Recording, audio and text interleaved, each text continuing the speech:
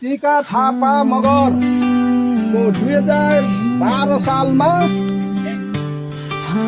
दैलेख जिल्ला छाप्रे कोल्टे गाउँ बस्ने देवीराम थापा मगरसँग विवाह भएको थियो।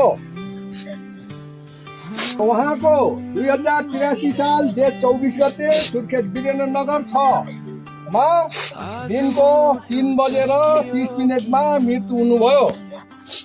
उहाँको पञ्चपुरी नगरपालिका वडा नम्बर 8 अन्त्येष्टिको लागि तयार भइरहेको छ।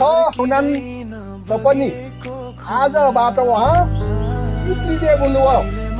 7 दिनको लामो यात्रापछि म कालो बादललाई चिर्दै स्वर्गमा पुगेको छु। सम्पूर्ण खोटे परिवारले मेरो केही चिन्ता नलिनु। बजै आउनु भएछ। स्वर्गमा म एक्लै थिएँ, अब त मैले नि साथी पाएँ। अनि धरतीमा सबै सन्चै छन् होला नि है?